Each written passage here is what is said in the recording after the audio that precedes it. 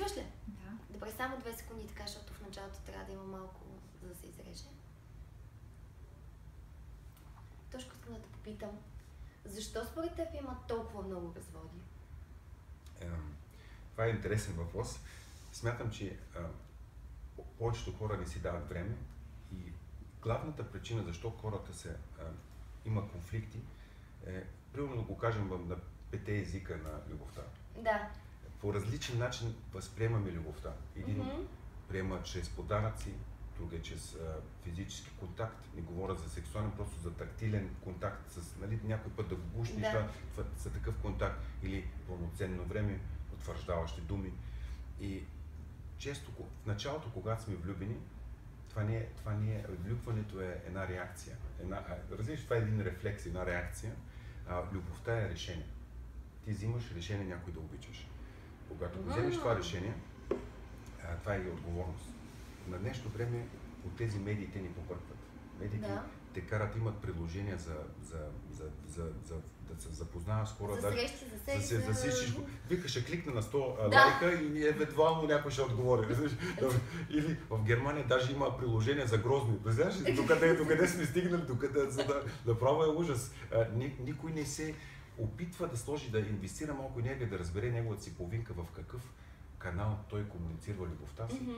И аз смятам, че ако умеем да разберем след като премине фазата на влюбването, защото влюбването ни създава, ти не инвестираш енергия в това нещо. Когато си влюбен, мислиш, че целият свят може да го превземеш. Нищо не може да спре. Това е крайната точка, а ти искаш да осължени за този човек, да искаш деца и вече всичкото ти е на масло и си мислиш, че това е момента на живота, крайната точка и не е нужно повече да търсиш повече успех.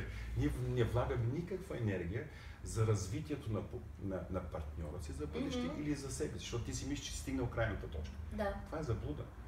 Това е като, аз го наричам като един инкубационен период от да взимаш антибиотика за 14 дена. Разбираш, той преминава и виждаш реалността. Размътената вода и тя се избистра и изведнъж виждаш камъчета, нещата отдолу.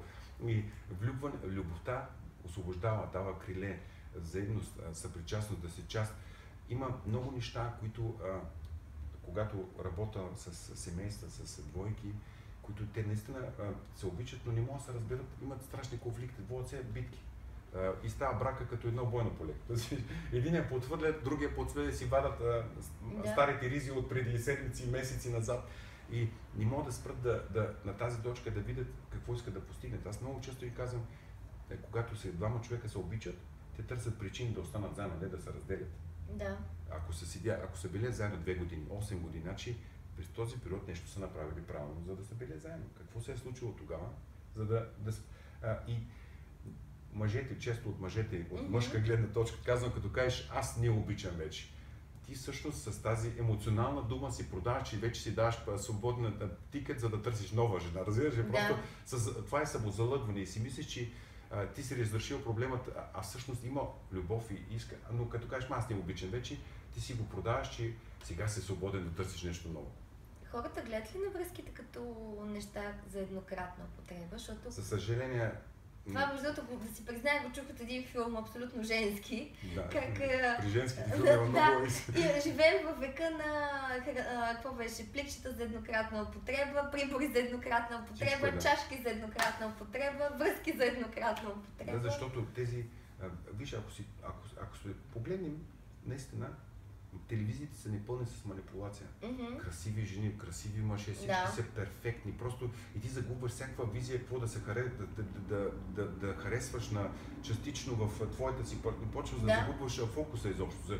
Че тук малко по-пълничек, там нещо, къде обувката не пасва нещо и прическата не стояла, не са обратнеш, такива. Защото телевизията ни е пренатоварена с писане, където и да погледнеш, денонощно гледаш само перфектността на жените и на мъжете. И това не наистина и порноиндустрията, бих казал, всеки има достъп до това нещо, гледа денонощно видеа и това поврежда, според мен, много визуалното, което виждаш на срещи. И това си викаш, аз ще намеря още по-добра и още по-хубаво. Това не е истинското изобщо. Има няколко начина, според мен. Според тебе, кое е най-важното нещо в една двойка? Какво мислиш, че те спечелва? Много често хората изобщо не знаят кое е най-важното нещо. Аз съм си го открил, просто съм го разговарял с много семейства, имал съм възможността от моите години назад, когато съм работил само с обучение с хора. да го извлеча това като информация. Според тебе, какво е най-важното нещо в една двойка? Окей, хубаво, свършност, харесваш този пакет, който ти се предлага в началото. Мога да ти кажа в моята връзка, кое за мен е най-важното. Ти го знаеш, просто не го трещи. Да, всъщност за първ път някой ме пита да го дефинирам. Точно. То е най-вече чувство, усещане или съвкупност от няколко чувства. Едното е, че сигурност, но не такава, нали, материална сигурност, просто знам, че и да направя много лошо и много добро и каквото и да е, имам подкрепа. На неправилна посока си. Ще ти кажа да не се... Да. Само едно нещо, миризмата. Така е. Миризмата. Колко е елементарно. Не говоря за пот или за миризма, или за ничепсоплътно. Говоря, всеки човек има една специфична миризма, която е автентична. Аз съм сигурен, че твой партньор ще го познаеш, ако ще да ти вържат очите и... Сигурно. Просто миризмата. Ние сме... Какво правят животните? Погледни просто какво правят животните, като задушка. Това е съвсем... Това ние сме... Сетивата, ендорфин, това, които миришиш. Партньора, приятелството на първа ръка, да сте първи приятели. Естествено, любовта. Това няма... Да. Но миризмата. Ако направиш една ретроспекция за миналите си години и каквото всичко си правиш, ще разбереш какво точно ти говоря, защото миризмата е най-важното нещо за взаимоотношенията. Колкото е странно да ти звучи. Ми разкажи малко повече за това. Това е... Нали знаеш, че има специалисти... Тоест хората се раждат един за друг. Да, ти си ги надушваш. Да, ти си го надушваш. Това е наистина да кажеш, това е моето. Наистина, хората, които са по... Да, така е, да. Ако се замислиш по миризмата си, както усещаш своя партньор, ти го познаваш. Хората, знаеш, когато на единия заминава за 3-4 дни някъде, има много често двойки, които съм говорил, вика, аз имам негова дреха и трябва да я сложа в леглото до мен, да я душкам, да го чувствам до мене си. Миризмата е най-важното нещо в едно взаимоотношение. Когато хората ги разговарям, когато усетят, че има някаква разминаване. Даже често питам как чувстваш неговото миризма, питам много странни въпроси. Да. Защото те в този момент изобщо не мислят към тази насока. И това е много важно. В началото, не ти как, ние сме заслепени от външността, предлагаме пакети, които не сме, криеме много неща и това ни води до съвсем друга насока. Обаче, като се избистрят нещата, като се слезеш от байра на мечтите, долу да слезеш на бая и тогава почва да е реалния живот. И тогава трябва да намериш миризма, качествата на човека, дали. И така, дори аз твърдя, много чета за сродни души, нали знаеш думата сродни души? Мога да, ако не звучи арогантно, бих казал, че такова нещо няма. Защо го мисля това? Макар, че са изписани томови за това нещо, стихотворения, филми са въртани. Ако се замисля, ние сме едно енергийно плане, ние сме енергия. И хората, ако създават това нещо, когато се запознаят двама човека и се харесат, защото е имало pacing, leading рапорта, всичко е паснало като в този момент, това не означава, че вие сте сродни души, вие създавате този процес. Защото почвате да търсите еднаквостта. Да. Когато ние мислим, да, това е енергийно, казва се морфогенно поле, между другото, има ги това нещо, ние предаваме мислите си с ум и по някой път пишеш нещо и той в този момент тече, нали знаеш тези моменти, обаче ние ги създаваме. Това няма нищо общо с сродни души. Ние създаваме това положение на сродни души. Заради това казвам, че ние сме причината. Понякога се прекъсва тази връзка, когато има егоизъм, агресия, дизонанс, разстройство, различно, просто тогава разделяме тази връзка и тогава вече не се получават нещата. Просто трябва и тогава викам, как аз мислих, че сме сродни души, какво стана, какво се развали. Всъщност тогава сме прекъснали тази връзка и затова казвам, че няма сродни души. А всяка една връзка ли трябва да се спаси или... Не, абсолютно това не. Когато се мъчат тия в агония, директно даже казвам и съм откровен към хората, че те са като куче и котка. Ако наистина има цел, с специфичните въпроси може да откриеш тези хора да наистина. Понякога единия идва само и само за да направи доброто на другия човек, да отидат на терапевт или терапевт, да им помогне или съветник, семейен съветник, а всъщност е заблуда. С прекрасни въпроси може да откриеш този момент. Семействата... Правих една статистика 2 години. Да. Тя е малко старичка, тя е преди 4 години. Значи 2 години назад. Няма значение, те са горе-долу си пас. Още времето е актуално. От 10 семейства, ако съм съвсем откровен, 7 или 8 изобщо не трябва да са заедно. Защото постоянно имат... Те седят заради къща, заради деца, понякога не могат да се понасят хората. И само се търпат. Наистина, отиди в един ресторант и забележи хората, които са на дейт, ги виждаш, защото те се гледат в очи и се държат за ръка или такова. А които са дошли само да отбият номера, че са били заедно, гледат по таваните и мерят таваните колко са широки, разбираш, и изобщо не си и говорят даже. Това съм го правил в чужбина, като отиш на Испания или някъде на почивка, наблюдавай хората, които туристите са 14 дена в почивка, те не се и поглеждат, разбираш ли, те гледат навсякъде наляво и надясно, даже нямат една дума да сменят за половин един час, да се очудвам понякога как става това нещо, но това е само отбий номер. И според мен, ако чувстваш, че така по-добре е да се разделиш и да си търсиш твоето, което си го търсиш. Защото е прекалено кратък живот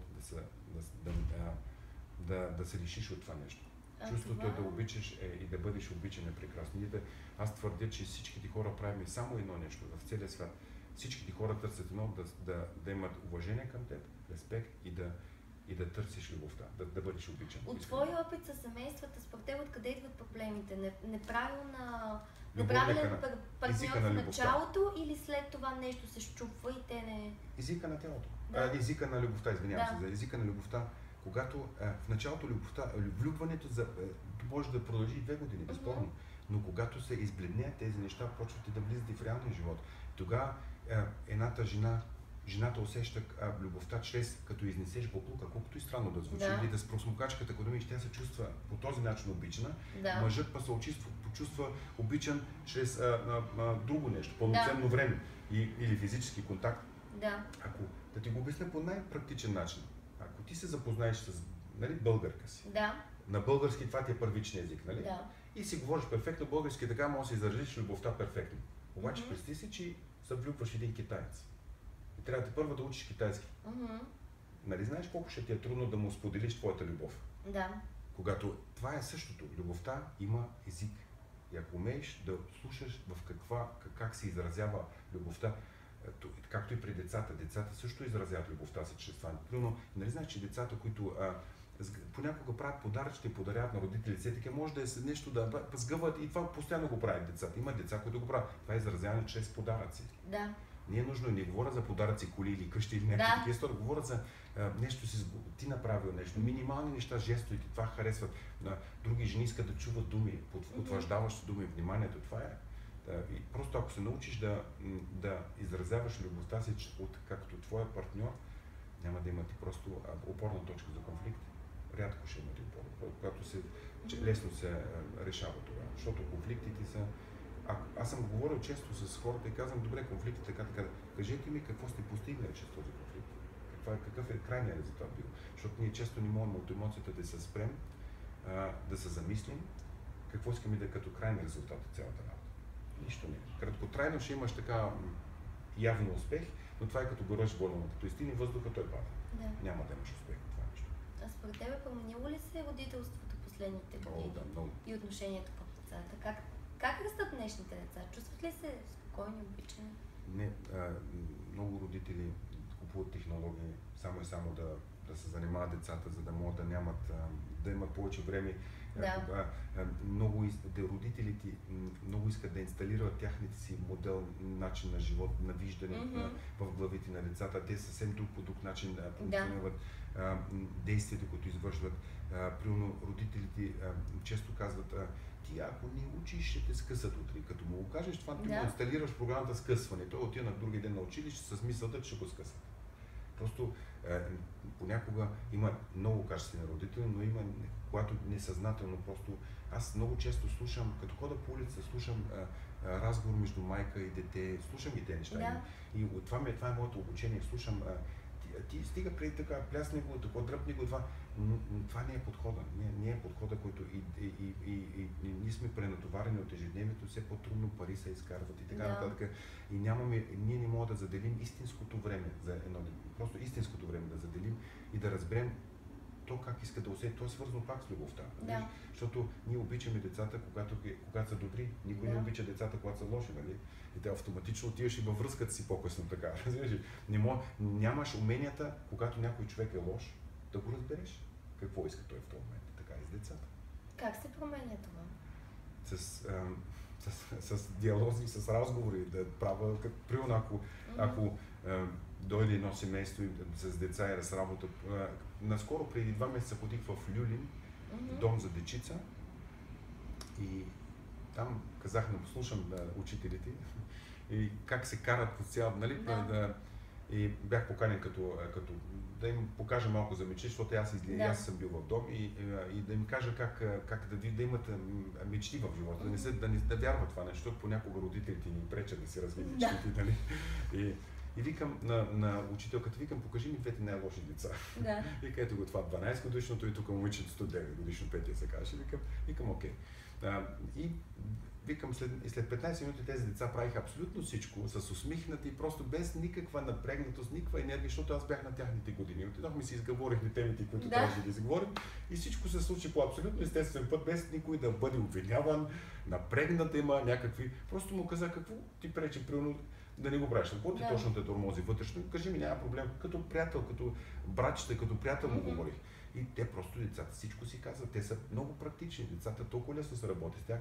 Даже до 7-8 годишна възраст мозъчните им вълни работят на бета, на тета фази, по друг начин на делта, на тета фази приемат информация, те буквално я приемат. Абсолютно. Абсолютно всичко, което виждат, го приемат и те питат толкова дълго, докато получат правилен отговор. Да. Те не ги е срам за нищо, питат си, изобщо не ги се срамот, ние сме винаги повече, и като израснеш, ставаш изкуствен, криеш неща, не правиш, питаш, не задаваш, прикриваш децата пред децата, не израза. Това много лесно може да работиш с деца.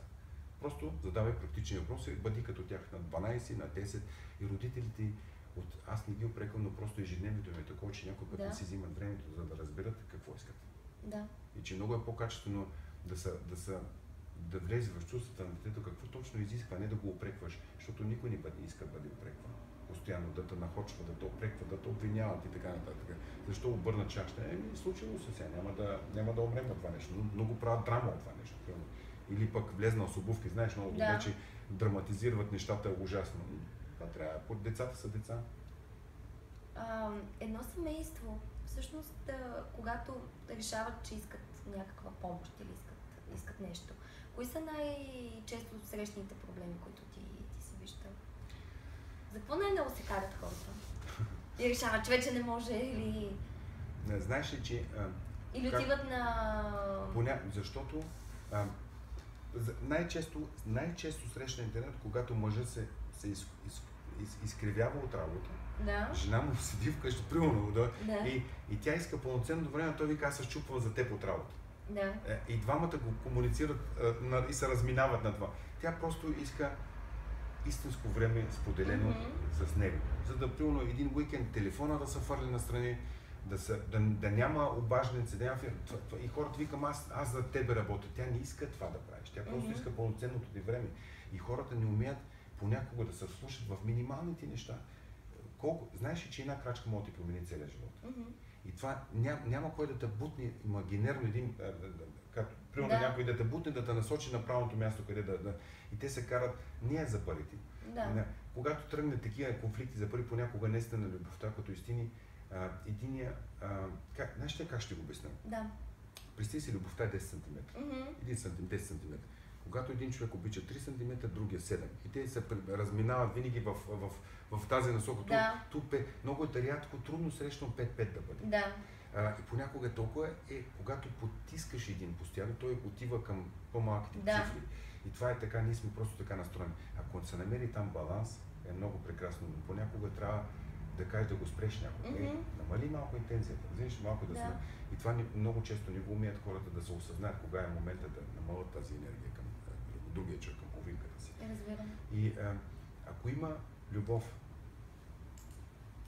наистина любов, това може да са специални думи да се открие, защото аз правя методи и примерно ги връщам в старото ми когато се започне, защото често хората, когато са в конфликт, напълно забравят какво са правили. Сладките моменти. Свещичката, къде се запозна с нея, какво беше, защо, какво те привлече, той изобщо тези думи ги е забравил, разбираш, когато го запиташ, какво те привлече тя тогава. Той почва да я визуализира тогавашното време, какво е харесал в нея, или обратното, или в него. И ако задаваш специфично, той е един вид хипноза, защото хипнозата не е нужното да спиш в една хипноза. Когато си концентрирана в една точка, когато тя ти е гравитационната точка на въртежа, той е пак един вид хипноза, защото ти го връщаш в миналото да повиди нещата, които тогава дали се заслужава да продължат правилно за бъдеще.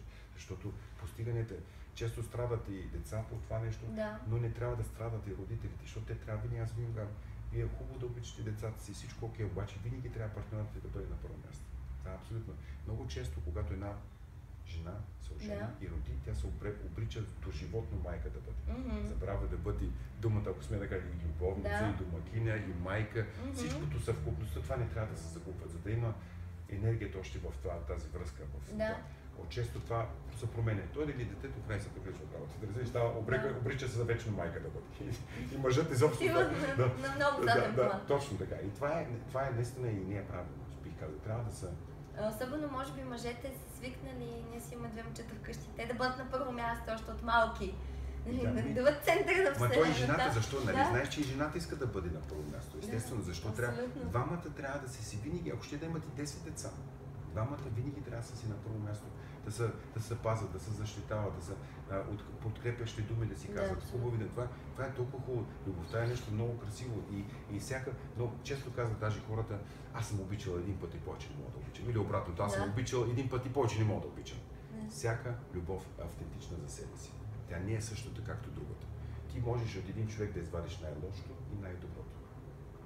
Това е винаги така. Ти си, значи ние се изразяваме чрез взаимоотношенията, с които влизаме. Разбираш ли? И понякога хората правят една голяма грешка и правят невероятни агони, само и само да задържат някой човек в собствената си стая, но това е грешно. Когато иска да тръгне един човек, опусни да си ходи, защото може да спреш този, който е тръгнал към теб. Да. Това често е грешно с всяка сила да задържаш някой в твоите си. Дали ще е с приятелство, взаимоотношение или любовна връзка, или взаимоотношение в връзката си. Трябва просто да си готов и за да поемеш и такова нещо. И това няма нищо лошо. Има хиляди хора, спокойно. Няма да има, не трябва да изпадаме в паника. Хората изпадат често в паника, когато чука биологичния часовник, тик, да чуеш и постоянно го мислиш и си викаш, оле, бошки станах на 30, оле, на 40, какво става тук? И се присядат. И колкото имах един даже много интересен разговор, говорих точно в тази насока и тя казва, аз търся любовта, аз търся, имам нещо, аз не съм крива или такова. Вика, не, престани да търсиш. Тогава ще се влюбиш и ще видиш човека си в най-необичайното, най-неочакващото място, което изобщо не си предполагала, че там ще бъде. Просто то си идва от само себе си. Когато даваш спокойствие, то си идва от само себе си. Аз казвам и за себе, примерно много мъже гонят жени, аз не гоня мъже. Жени. Това не го правя също. Има достатъчно, които ги гонят. Абсолютно. То си идва. Това, което е твоето, ще се дойде при теб със сигурност. А от твой опит, качеството на връзките и семействата има ли общо с себеизрастването на хората? И осъзнаването, духовно търсене или... Най-важното е да са на едно ниво, без значение какво е то. Развитието трябва да бъде експотенциално без успех. В двете взаимоотношения винаги те са линейни, се продължават цял живот. Когато спре един човек да се развива, другия продължава. В личния ми живот има такова нещо. Тогава се разминават нещата, просто ти чувстваш се сам. Знаеш ли, самотата не е в това, че нямаш хора около тебе, а самотата е, че не можеш да си говориш на любимите теми с хората или те не те разбират. Това е самотата. И това е, което ни натоварва нас. Не, че си сам. Сам е хубаво нещо. Някой път сам да си... Аз много често казвам на хората, викам, които гледат само навънка сънуват, които гледат навътре се събуждат. Просто това е важното. Дай съвет и на хората, които гледат. Ако, например, един от партньорите е поел по пътя на саморазвиването, без значение да бъде, ще бъде професионална тема, лична, каквото и да е. Защото при мен много често се случва на курсове, идват общо ето хора между 30, 35, 40 годишна възраст. И, например, минали са един курс по маркетинг или продажби, каквото и да е, казват, аз много искам да дойда на друг, обаче жена ми иска да прекарвам време с нея, тя не ме разбира, примерно, и не ме пуска. Което ми е много странно, как така някой няма да те пусне, примерно, да отидеш на нея. Но тези неща, тя не ги разбира, няма такива търсения. Ако един от партньорите иска да отвори вратата на другия, защото повечето започват с критика. Ти не учиш, не четеш, не мислиш, пустеня си, а другия още почва се капсулова като чуе. Това е ужасно. Дай съвет, как да подходим в такава ситуация? Виж, понякога трябва да изненадаш партньора си. Ако искаш да отидеш на кино, ти кажа по съвсем друга насока. Да. Искаш ли да отида на кино, тя ми не мисля кой не. Ако и кажеш, купи 2 билета за нас, скъпа. Ако си го взел, вече си го приключил, просто трябва да дойде. Знаеш ли, изненадата е много по-интересна, отколкото да го точно така направи. Между другото, тя дойде 2 пъти на един курс и на третия просто докара мъжа и тя каза, извинявам се, той ще мрънка през цялото време, обаче той пък не мрънка, каза много хубаво, ще доведем и дъщерята. И да бъди извънреден в плановете си. Никога, разбираш каквото правиш. Тоест не питаш искаш ли, просто го правиш, водиш го. И какво ще загубиш най-вече 100 лева, за да не, или пък за 10 лева за кино или каквото и да е. Просто няма. Пробвай съвсем друго, извънредно нещо пробвай. И с действия, не с думи. Точно. Критиката не води до резултат. Никога. Той даже се заблиза във ъгъла и се затваря още повече. Мотивира един човек. Не го критикувай. Не се очи с пръст към него. Когато една жена наистина няма интерес за едно нещо, тогава освободи. Но не забравяй, че трябва да й дадеш. Знаеш ли, че дори да седнеш с нея да гледаш 2 часа филм, мъжът се заблуждава, че е дал пълноценното време, но това е грешно. Ако се завърти и я гледа в очите 5 минути, ще бъде много по-пълноценно. Ако ще бъде много по-пълноценно, ако гледа 2 часа към телевизора. Разбираш, просто няма. И това е важното. Дай пълноценното си време, обърни внимание истинско. Те не искат да гледаш 2 часа филм с нея, ходете на много хубави моменти, когато жената много обича да готви. Знаеш ли какво е чувството, ако мъжът отиде и се изправи да й помогне много? Това е прекрасно. Просто става част от това нещо, този ритуал. Понякога се очудвам, когато хората очакват, че жената само глади, само тя пере, тя само, разбираш, чистила. Това е доста странно за мен, защото аз това обичам да го правя и дори да не го обичам, ако моето любима, аз съм достатъчно широко скроена, ако тя го обича, бих бил част от това нещо, да го направя и аз с нея, за да се усетят, че те са едно. И заради това тя ще бъде много по-мотивирана, ако той изчисти с проксмокачка, тя да дойде на неговия семинар, който иска да отиде. Разбираш ли? Просто трябва да има замяна. Бизнес за по него не мога да размяна в практиката, разбираш, а не само да даш. Давай, ела тук ти не четеш книги, това не е подход за мен. Аз, докато си говорим, просто сещам за нашите малките, за техния език на любовта. Например, баткото много обича да си говорите, да има quality time together, заедно, взаимно време. Много, но той винаги... Не квантитетно, а квалитетно, както го казвам. Да, той винаги иска заедно нещо да правите. Докато малкия, той много обича да си бъде сам, да си прави с конструктор нещо, обаче той идва и те гушка. За една секунда и изчезва. Значи неговият език е физическо докосване. Прави нещо сам и после пак идва, пак тъгушка и пак изчезва. Това ти е доказателството, че имате 5 езика на тялото, едното даде прави подаръци, другото иска физически контакт. Те са на 2 и 4, супер малки, но това децата е много малки показват чувствата си, как приемат света си. Това е в големите ми, в израстване. 5 езика има на любовта и те са наистина.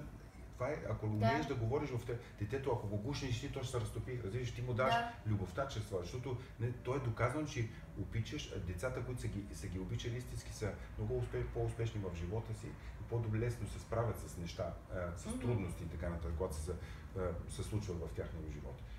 Деца, които не са обичали, то има изследване, майка, която не поглежда детето си, която само го храни, то не може да се усмихне. Просто и от бебета още почват тези, защото те са огледални неврони. Като се наведеш над бебето, му се усмихнеш и му правиш гримаси и той го прави. Същото, разбираш, то е огледално това нещо. И го правим.